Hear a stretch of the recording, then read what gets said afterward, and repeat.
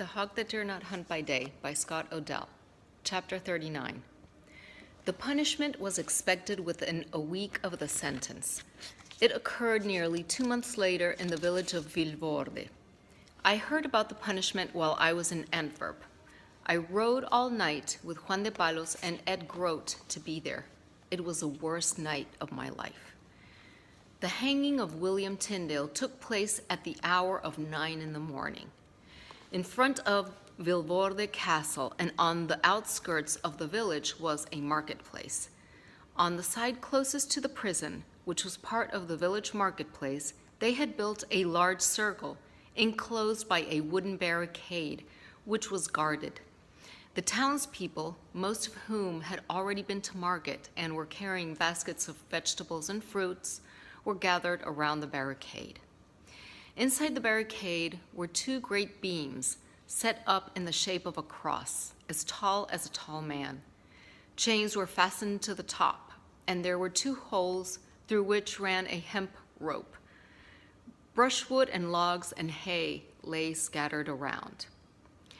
The Procurator General, the commander of the prison, and their colleagues sat on benches made especially for them. Tyndale was brought in, dressed in his threadbare gown, and for the last time was asked to recant.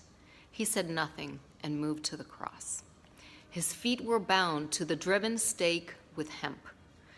The chain was looped around his neck, as was a loose length of the hempen rope. Then the brushwood and logs and also a portion of gunpowder were packed around his feet. The edifice looked like a little hut put up in the wilderness for the comfort of weary travelers, and that it may have been for William Tyndale. I was close enough to the guarded barricade to see his face. He looked to me like a man who had taken a long journey, who was tired and at last had found a place to rest. I don't know if he saw me, though I was a head taller than those around me and could clearly see him.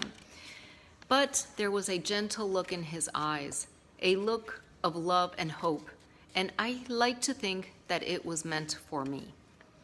The Procurator General, a benign man of pleasant countenance, then gave a signal to the executioner, whose arms were folded across his chest and who stood partly behind the cross. Quickly, the executioner tightened the hempen noose. While there was still breath in him, Tyndale spoke clearly, so all could hear. His dying prayer was, "Lord, open the King of England's eyes."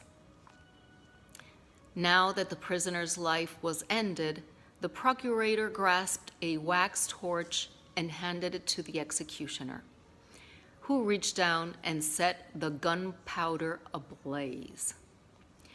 The fire went fiercely. It was a bright October day with a strong wind blowing, and the brushwood and logs did not take long to burn. All that was left was a small handful of ashes. I walked to the barricade thinking that I would gather the ashes, but a guard turned me back with the butt of his musket. Ed Grote, Juan de Palos, and I walked along the edge of the river. The water was low, and everywhere you could see the stones on the bottom and small fish gliding among them like blue shadows. Juan de Palos said, "Let us go find Henry Phillips." "Let us go," Ed Grote said, and I repeated the words. Our horses were grazing beside the river. We saddled them and rode back to Antwerp. We were the first to bring the news of our friend's death.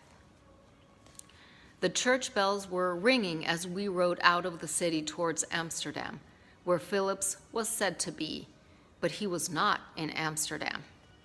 We needed to make a voyage to London, and by chance, we passed the tower as the mighty boom of a cannon rocked the ship. We were later to learn that it had signaled the moment that Anne Boleyn was beheaded, and the king was now free to marry his next wife. In late November, we got news that Phillips had passed through Germany and was on his way to Rome. A letter of Henry VIII, now in better health, reached the reached the English ambassador there as Phillips was making friends and preparing some doubtful scheme. He was driven from Rome by the king's letter to Paris, to Venice, and then I received word from Sarah Phillips that he was back in Antwerp. End of chapter 39.